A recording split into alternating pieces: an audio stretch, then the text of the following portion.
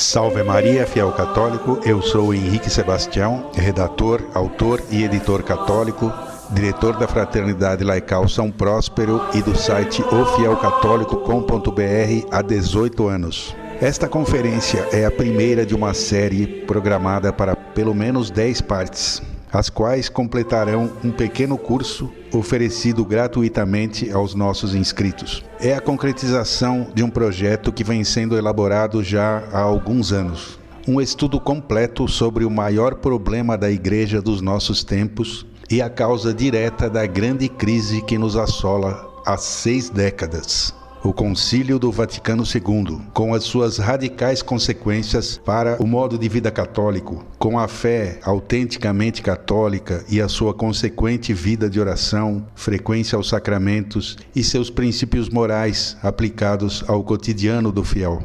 Gostaria de citar, já de início, o argumento que muitos defendem, de que o Vaticano II não é o mal em si, que a crise já vem de muito antes e que o problema do concílio não é realmente essencial para a resolução dos graves problemas que assolam a Igreja de hoje. Via de regra, o que se pode notar nesse argumento é uma confusão quanto à primeira origem da crise atual e a sua causa direta ou imediata. Claro que a Revolução do Vaticano II não se deu espontaneamente. Nenhuma revolução acontece de modo assim instantâneo, não explode de um momento para outro, sem uma causa anterior, uma causa da causa, por assim dizer. E essa causa geralmente é prolongada.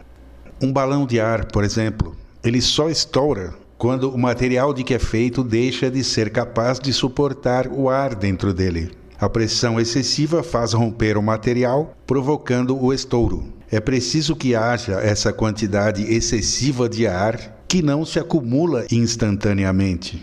É preciso que alguém ou alguma coisa assopre ar para dentro do balão num processo gradual, que leva algum tempo. Quando a quantidade de ar no interior do balão é maior do que o material de que ele é feito pode suportar, aí ele estoura. De maneira semelhante, a revolução que culminou no Vaticano II, obviamente já vinha desde antes dele e desde bem antes. Se formos retroceder diligentemente nessa busca, acabaremos no período veterotestamentário, quer dizer, nos tempos do Antigo Testamento. A origem da crise vem da própria tentação da desobediência e da independência de Deus, da busca da humanidade decaída pela igualdade até com Deus, como proposto por Satanás aos nossos primeiros pais. E esta é a raiz de toda a revolução e que já estava lá desde o início. Porém, antes desse evento, que foi um divisor de águas, o Concílio do Vaticano II, haviam barreiras e mecanismos de contenção que impediam a revolução de prosperar contra a Igreja. A partir desse evento, essas defesas foram vencidas a partir de dentro e o inimigo ficou livre para agir, penetrando o próprio seio da Igreja, ocupando espaços aí dentro e assim, agindo a partir do seu interior, tomou o poder. Filosoficamente, a diferença entre origem e causa de uma coisa é sutil, mas significativa. Depende do contexto em que os termos são empregados, especialmente nas tradições metafísicas e epistemológicas. A origem de uma coisa, geralmente, se refere ao seu ponto de partida, ao princípio fundamental ou à fonte primordial de onde alguma coisa surge ou se manifesta. É uma ideia que pode envolver tanto a temporalidade, quer dizer, o momento ou lugar onde algo começou, quanto a essência ou a natureza fundamental dessa coisa. Na filosofia, a origem da coisa muitas vezes está ligada a questões ontológicas, ou seja, ao ser ou à existência de algo em seu estado inicial ou essencial. A causa, por outro lado, está associada à relação de causalidade, quer dizer, ao que produz, explica ou determina a existência ou ocorrência de algo. Especialmente em Aristóteles, a causa é analisada em termos de explicações que respondem ao porquê mais imediato de algo existir ou acontecer. Mas o meu intuito aqui é esclarecer, resumir e facilitar a compreensão do problema, de modo a tornar a sua compreensão o mais fácil, o mais simples possível.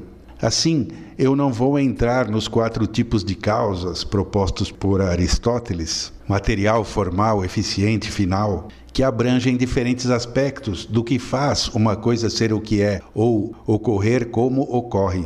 Eu quero apenas fazer entender que, enquanto a origem de um problema se relaciona ao seu primeiro início, o seu surgimento, a causa está ligada a uma relação de produção, o mecanismo ou agente que produz o efeito. Por exemplo, a causa imediata da guerra entre israelitas e palestinenses está na criação do Estado de Israel, em 1948. Mas a sua origem se localiza em fatos mais antigos, bem mais antigos, como a inimizade entre aqueles 2 povos, que é muito anterior e reflete até as suas identidades históricas, com raízes profundas que podem ser traçadas até o contexto bíblico do Antigo Testamento, ainda que a conexão direta entre essas origens e os povos modernos seja mais simbólica agora do que factual. Assim, a origem do conflito está nessas camadas históricas, culturais e políticas mais amplas, mais complexas, que remontam séculos ou até milênios, enquanto a causa imediata está ligada a eventos específicos do século XX, como a criação do Estado de Israel, nesse exemplo.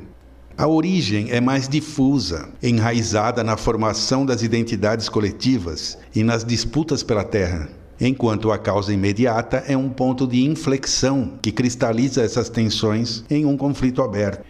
De modo semelhante, o Concílio do Vaticano II é a causa imediata da crise na Igreja que temos hoje, ainda que não seja a origem de todo o grande problema da Igreja dos nossos tempos, como alguns gostam de lembrar sempre. A origem, como já mencionamos, se formos perscrutar minuciosamente, seremos levados até tempos realmente muito antigos, possivelmente até o Jardim do Éden e a desobediência dos nossos primeiros pais. Mas este não é assunto para agora. Voltaremos a isso em momento oportuno, em outro episódio. O que pretendemos com esta apresentação inicial é demonstrar como e por que o Concílio do Vaticano II é o grande causador da grande crise dos nossos dias, com todos os gravíssimos problemas ocasionados por ele e que nos assolam. Estamos nos propondo agora a examinar o Concílio do Vaticano II, que tem sido razão de tantas e tão duráveis polêmicas. Já são 6 décadas de disputas sem fim e as suas grandes dificuldades, a partir de uma perspectiva simplificada e direta. O concílio terá sido uma primavera para a Igreja, como querem os seus defensores, ou foi uma verdadeira tragédia, inegavelmente atestada pelos seus frutos? Diminuição radical das vocações, esvaziamento dos seminários e dos bancos das igrejas, deterioração na moral e nos costumes, divisões sem fim no seio da igreja, perda da noção de sacralidade no culto e na liturgia, etc., etc. Muitos bons teólogos, padres e professores já se debruçaram sobre este tema e se dedicaram a produzir conteúdos a respeito, cada qual defendendo sua posição no meio dessas discussões infindas que temos assistido e que têm se intensificado ultimamente. E cada um defende seu ponto de vista particular, com maior ou menor veemência, mas sempre há disputas e a tentativa de convencimento do público desses pontos de vista. A nossa intenção aqui é apresentar o problema a partir de explicações simplificadas, resumidas e, sobretudo, fáceis de entender, não só pelos acadêmicos ou pelos estudiosos do assunto, mas também pelo leigo comum, o fiel católico aturdido que tantas vezes se vê confuso em meio a um mar de opiniões apresentadas geralmente de modo rebuscado, confuso, apresentações repletas de termos teológicos e filosóficos complexos, os quais ele não alcança, que exigem uma série de conhecimentos prévios que ele não possui. Aqui, ao contrário, tentaremos traduzir tudo e apresentar o problema, que é amplo e complexo, bastante, de modo tão fluido, simples e o mais fácil possível de compreender e digerir. A partir daí, cada um decida o que fazer com os conhecimentos adquiridos e assuma a sua própria posição mediante a gravíssima crise que nos assola. Crise que não tem a sua origem no concílio, porque esta crise é anterior a esse evento, mas que teve nele o seu grande triunfo, o seu ponto de virada, a sua maior conquista, porque foi a partir do concílio que a própria diversidade de opiniões passou a ser possível em termos de interpretação da doutrina no seio da Igreja. Veremos isso mais adiante, em episódio futuro, se o bom Deus nos permitir prosseguir com este projeto em forma de série de conferências. Queremos com esta série apenas informar, e informar bem, com fundamento, apresentando todas as devidas fontes do que diremos aqui, e fontes primárias. Temos posição e não somos neutros, mas a nossa prioridade e nossa intenção não é convencer o público, o nosso público, de nada, e sim oferecer um material digno que lhe sirva de subsídio, confiável, para aprofundar a sua pesquisa e assim alcançar a compreensão definitiva desses problemas, dessas questões tão difíceis. Dito isto, vamos lá ao bom combate. Uma prévia aos nossos conteúdos. Um primeiro ponto que precisamos definir logo de cara, antes de qualquer coisa, é o seguinte: é saber se, enquanto leigos, nós temos o direito de peneirar, analisar, discernir, interpretar o concílio para avaliar se tem ou não erros e defeitos. Será?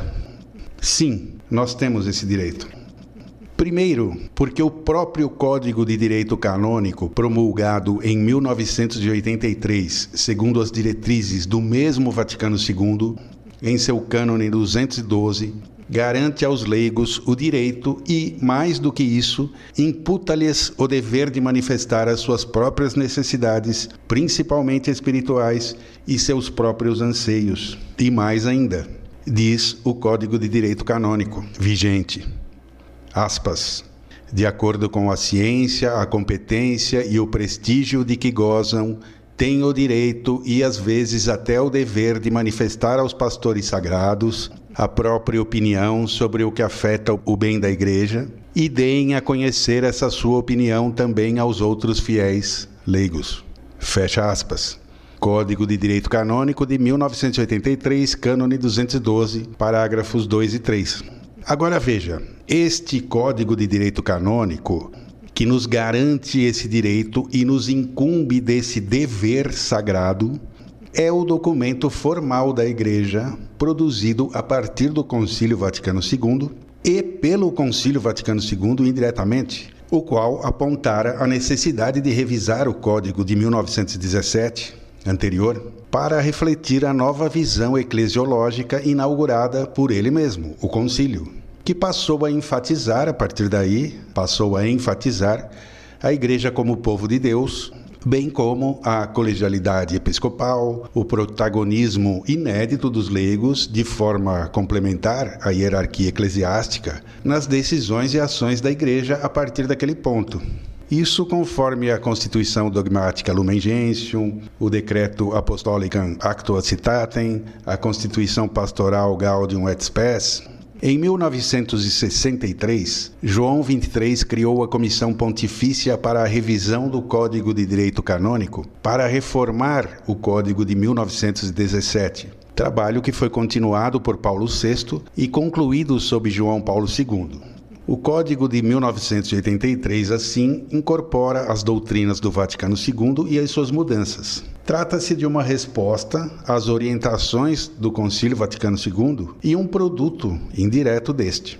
Em segundo lugar, nós temos esse direito e também esse dever porque o Catecismo da Igreja Católica de 1992, igualmente um produto do Concílio do Vaticano II, garante-nos, diz o seguinte, abre aspas, entre todos os fiéis de Cristo, por sua regeneração em Cristo, vigora, no que se refere à dignidade e à atividade, uma verdadeira igualdade, pela qual todos, segundo a condição e os munus próprios de cada um, cooperem na construção do corpo de Cristo.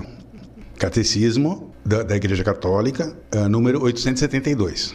Uma vez que, como todos os fiéis, prossegue o catecismo, uma vez que, como todos os fiéis, os leigos são encarregados por Deus do apostolado em virtude do batismo e da confirmação, eles têm a obrigação e gozam do direito, individualmente ou agrupados em associações, de trabalhar para que a mensagem divina da salvação seja conhecida e recebida por todos os homens e por toda a terra. Esta obrigação é ainda mais presente se levarmos em conta que é somente por meio deles, os leigos, que os homens podem ouvir o Evangelho e conhecer a Cristo. Nas comunidades eclesiais, a ação deles, os leigos, é tão necessária que sem ela o apostolado dos pastores não pode, no mais das vezes, obter seu pleno efeito. Fecha aspas. Catecismo da Igreja Católica, número 900. Vemos, portanto, sem nenhuma sombra de dúvida, que o próprio Concílio do Vaticano II nos concede um protagonismo e nos incumbe de apontar os seus próprios pontos problemáticos, os que sejam contrários aos nossos anseios enquanto fiéis católicos e ou que afetem o bem da Igreja, com vistas ao bem comum. Ponto. Portanto, não cabem e são, de fato, esquizofrênicas as acusações dos grupos ditos conservadores que nos acusam porque o fazemos, porque exercemos o nosso direito garantido pelo concílio, que eles dizem defender, porque cumprimos a nossa obrigação imposta pelos pastores aos quais eles alegam fidelidade. Além de tudo, cabe lembrar aqui que eles próprios, que nos acusam de desobediência, resistem e desobedecem naquilo que consideram conveniente, como no caso da exortação Amoris Laetitia, da declaração Fiducia Supplicans ou do motu próprio Traditionis Custodes, por exemplo. E em terceiro lugar, arrematando a questão quanto ao nosso papel, sim, nós podemos e devemos criticar e apontar os erros do Concílio do Vaticano II, segundo a tese que eles mesmos defendem com a esdrúxula noção de hermenêutica da continuidade, com a qual eles se propõem a fazer exatamente a mesma coisa que condenam em nós, isto é, examinar, analisar e interpretar os documentos do Concílio para filtrar deles uma interpretação católica. Vemos então que ambos os grupos se propõem a peneirar o Concílio do Vaticano II. A única diferença entre conservadores e tradicionalistas neste ponto é que os primeiros, os conservadores, sempre forçam as suas interpretações, mesmo que às custas de inacreditáveis contorcionismos intelectuais e teológicos, violando até as mais elementares noções da própria lógica, para encontrar aí uma interpretação católica, ortodoxa, de todos os pontos problemáticos do concílio, para enxergar ali algum ponto de continuidade com o que fora ensinado antes, por mais flagrantemente absurdo que isso seja. A intenção não é ruim. Eles agem desse modo porque imaginam que, se reconhecerem que há qualquer erro no concílio, estarão com isso pondo em xeque o dogma da infalibilidade da Igreja, a indefectibilidade da Igreja, que é um ensinamento constante na tradição, é parte do depósito da fé e é um ponto central em toda a teologia católica. Já os tradicionalistas reconhecem o erro onde se encontra, sem tentar tampar o sol com a peneira, como diz o ditado. Não para se colocar em oposição à autoridade dos papas ou em desobediência ao magistério autêntico, mas para cumprir o seu papel na restauração da Santa Igreja, como aconteceu antes, muitas vezes, também por influência direta da ação dos leigos, como no caso da grande crise ariana, como já vimos por aqui, com leigos que se organizavam até para impedir fisicamente a posse de bispos adeptos de heresia. Ou então durante a sangrenta Revolução Francesa, quando os leigos se posicionaram firmemente e fortemente ao lado dos padres chamados refratários, que se recusavam a assinar a famigerada Constituição Civil do Clero, de julho de 1790, que visava subordinar a Igreja ao Estado revolucionário francês. e boicotando os padres juramentados. Isso só para citar 2 momentos históricos importantes. Há muitos outros casos de momentos de grandes crises na igreja em que os leigos desempenharam um papel fundamental, essencial, interferindo diretamente nos destinos da própria igreja. Deixarei disponível na descrição desta conferência, deste vídeo, o link para outro vídeo em que tratamos diretamente sobre isso. Nós cremos que fingir que o problema não existe não é solução, mas sim que devemos fazer tudo aquilo que pudermos, com todas as nossas forças, por amor a Deus e zelo pela sua casa. Como dizem as Sagradas Escrituras, como atestou o Salmo 69 de Nosso Senhor, o zelo pela tua casa me consome. Na passagem de São João, o Evangelho segundo São João, capítulo 2, versículo 17. Cremos que devemos fazer tudo o que pudermos para ajudar a resolver o problema e não ignorá-lo, fingir que não existe. A analogia do elefante na sala serve perfeitamente para descrever a postura dos conservadores durante a crise. Esse recurso ou figura de linguagem é usado para descrever uma situação em que há um problema ou uma questão importante e muito óbvia, significativa e incômoda, que todos percebem, mas que ninguém quer discutir ou abordar diretamente, seja por constrangimento, medo, conveniência. A imagem esdrúxula de um elefante calmamente acomodado na sala de uma pessoa comum sugere algo impossível de ignorar devido ao seu tamanho, mas que, ainda assim, é deliberadamente evitado nas conversas. Um completo absurdo que reflete à perfeição a postura dos que acham que, no caso da gravíssima crise instaurada pelo Concílio do Vaticano II, a melhor atitude é simplesmente ignorar, fingir que não existe, que não está ali, tentar relevar. Vamos ignorar o problema para ver se ele se resolve sozinho. Pior ainda do que isso é atacar furiosamente aqueles que apontam o elefante, aqueles que procuram alertar aos outros para a sua presença. Ele está ali, o animal está ali, quer reconheçamos o fato ou não. Em algum momento, esse bicho gigantesco vai se mover, vai querer sair dali e as consequências serão catastróficas. Esclarecido este ponto inicial, sabendo agora que podemos e devemos expor os nossos anseios, as nossas opiniões, passaremos, enfim, às nossas considerações quanto ao concílio propriamente dito, apontando as suas dificuldades, os seus erros, onde é que devemos ter muito cuidado com ele e por que ele deveria ser radicalmente repensado na história da igreja, para dizer o mínimo, e nós o faremos de modo ordenado, em pontos numerados a partir daqui. Entraremos, enfim, no assunto a partir da nossa próxima conferência, já que não queremos aqui áudios muito longos, conferências muito extensas que sejam cansativas. Este é o primeiro, portanto, é o primeiro vídeo, a primeira conferência de uma série de estudos, e aguardamos a todos na próxima oportunidade, se nosso bom Deus assim quiser. Muito obrigado e até lá. Não deixe de compartilhar aqui as suas opiniões, o que você que está me ouvindo agora pensa, se concorda, se discorda e principalmente por quê.